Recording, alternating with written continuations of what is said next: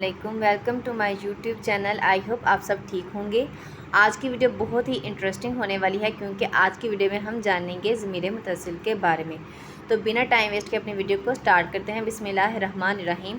जैसे कि हम सबको पता है कि पंजाब यूनिवर्सिटी ने एक होली कुरान की बुक ऐड की है सेमेस्टर में, और हर सेमेस्टर में ये कुरान की बुक रखी गई है। और आप जितने भी पास्ट पेपर पीछे से देख लेंगे तो उनमें से एक बहुत ही इंपॉर्टेंट क्वेश्चन ज़माइर के रिलेटेड आया है, जो कि 10 मार्क्स का क्वेश्चन है। तो वो वाला जो क्वेश्चन है वो मैं आपको इतना आसान तरीके से समझाऊंगी कि किस तरह से आपने वो सॉल्व करना है और किस तरह से ये ज़माइर हैं जो आपने याद करने हैं, और आपका जो 10 मार्क्स का क्वेश्चन है वो बआसानी से कवर हो जाएगा। ठीक हो गया। तो मैं आपको ये बताऊंगी कि उन्होंने किस तरह से पूछेंगी, आपने इसको किस तरह से मिला के लिखना है, और कौन से ऐसे वर्ड हैं वो जो आपसे पूछ सकते हैं कुछ स्पेसिफिक वर्ड, और आपने इसको किस तरह से मिलाना है, और उसको का जो मीनिंग है वो आपने क्या लिखना है, सारा इस वीडियो में आपको बताऊंगी। तो आपने वीडियो को लास्ट तक देखना है। तो सबसे पहले हम यहाँ पर बात कर लेते हैं। यहाँ पर कुछ चीज़ें हैं नोट करने की आपको ज़रूरत है, जिससे आप जो है ज़माइर को अच्छे से समझ सकते हैं। तो यहाँ पर जो मैं नंबरिंग दी हुई है 1 2 3, आपने इनको पहले याद रखना है। जो हु है वो मर्द के लिए इस्तेमाल होगा, और हुमा जो है वो भी मर्द के लिए। जो पहले जो 3 मैंने बताए हुए हैं वो किसके लिए इस्तेमाल होंगे, वो मुज़क्कर यानी मर्द के लिए इस्तेमाल होंगे। ठीक हो गया। जैसे हु, हुमा और हुम, ये आपने याद रखना है। और जो हु है वो एक मर्द के लिए, और हुमा 2 मर्दों के लिए। यहाँ पर मैंने 2 लिखा भी है। और जो हुम है वो सब मर्दों के लिए इस्तेमाल होगा। उसके बाद नंबर 4, नंबर 5, नंबर 6, ये जो है वो मोनस यानी औरतों के लिए इस्तेमाल होगा।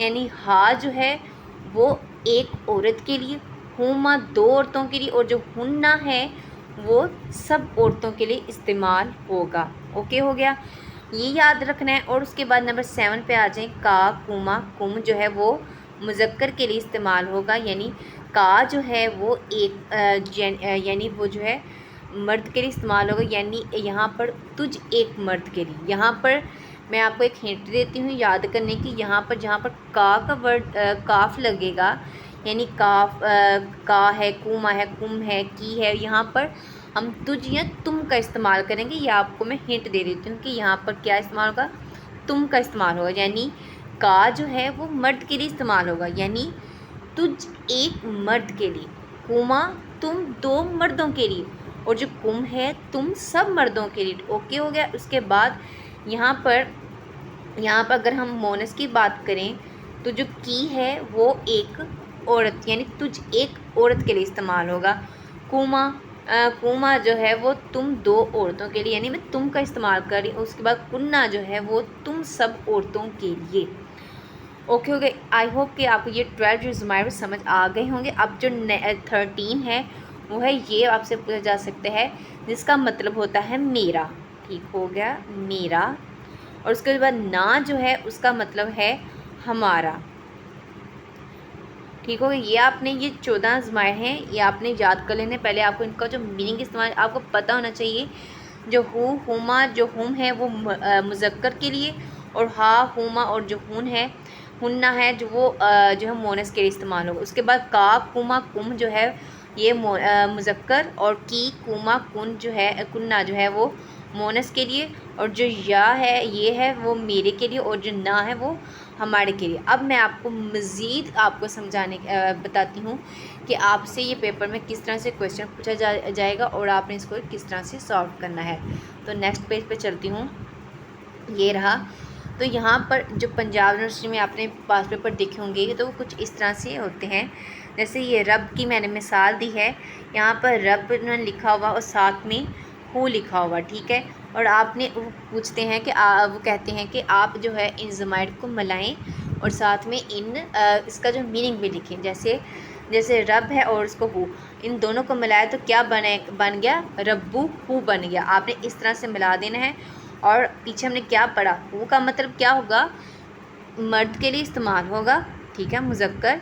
और किसके लिए, एक मर्द के लिए इस्तेमाल होगा। ये आपने याद रखना है कि हु जो है वो एक मर्द के लिए इस्तेमाल होगा, यानी इस एक मर्द का रब। ओके।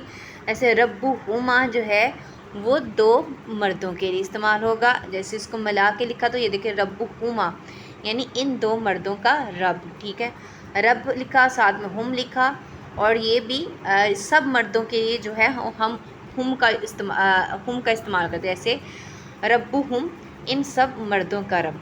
ओके हो गया, ये तो हो गया हमारे मुज़क्कर।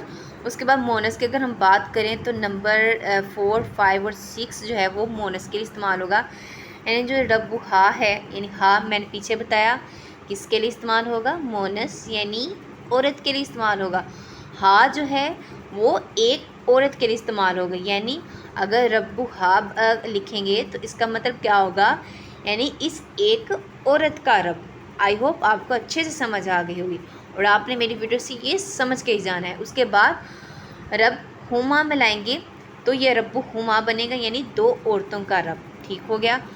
उसके बाद रब और साथ में हुन्ना मिलाएंगे और इसको मिला के ये कुछ इस तरह से बनेगा, रब्बु हुन्ना, यानी इन सब औरतों का रब। ये हो गया हमारा मोनस की बात।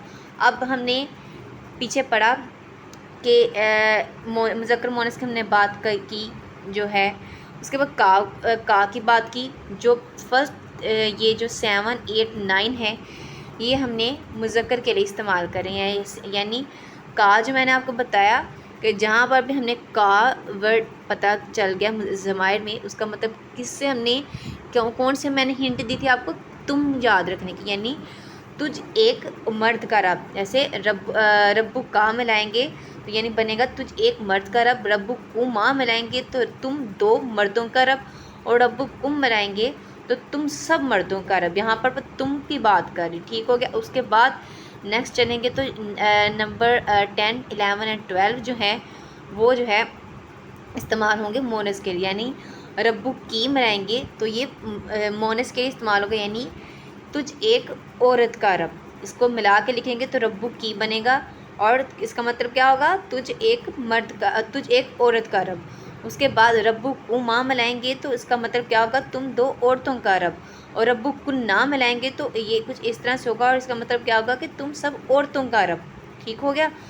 उसके बाद जो लास्ट वाले दो इम्पोर्टेंट हैं वो है ये। मैंने क्या बताया पीछे, इसका मतलब मैंने समझाया था आपको कि मेरा होगा। यानी अगर हम यहाँ पर रब्बी मिलाएंगे तो इसका मतलब क्या होगा, अल्लाह रब्बी यानी मेरा रब। ठीक हो गया। जैसे हमने छोटी क्लास में एक हमद पढ़ी थी, अल्लाह रब्बी अल्लाह रब्बी, अल्लाह मेरा रब है, अल्लाह मेरा रब है। वहाँ से भी आप हिंट लिख सकते हैं कि जहाँ जिसके लास्ट पे ये लग गया उसका मतलब क्या होगा, मेरा। यानी अगर रब्बी हो गया यानी लास्ट पे रब के साथ ये लगा हुआ है तो इसका मतलब क्या होगा, मेरा रब। और अगर लास्ट पे ना लग गया यानी रब्बुन ना, इसको मिला के लिखेंगे तो इसका मतलब क्या होगा कि हमारा रब। आई होप आपको समझ आ गई होगी। अब इसके अलावा जो हमसे इम्पोर्टेंट ज़माइर पूछ सकते हैं, ये तो मैंने आपको मिसाल दी जस्ट रब की। ओके हो गया।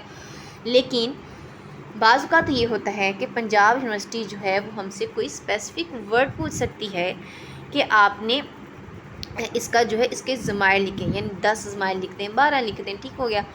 तो उसका क्या होगा कि उसका आपको ये जो ज़माइर हैं ये आपको हुमा हुन्ना जो है कुमा ये आपको ज़बानी याद करने पड़ेंगे। बात का तो ये हमसे वो ज़माइर जो साथ में वो नहीं मिला के देती। ओके ओके, ये आपको खुद भी आने चाहिए। जैसे वो बस ये पूछ सकती है, रब दे सकती हैं तो उसके साथ कहेंगे कि आप इसके जो है वो 10 ज़माइर लगाएं और उसके साथ मीनिंग लिख दें। तो आपने ये हुमा जो है ये खुद लगाने पड़ेंगे आपको।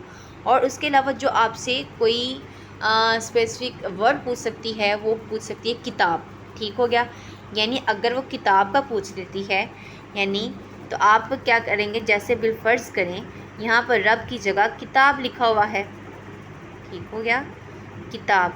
तो साथ में हूँ लगाएंगे तो ये कुछ इस तरह से बनेगा, किताबहू, ये इस तरह से। ठीक है, ये इस तरह से किताबहुमा, किताबहुमा इस तरह से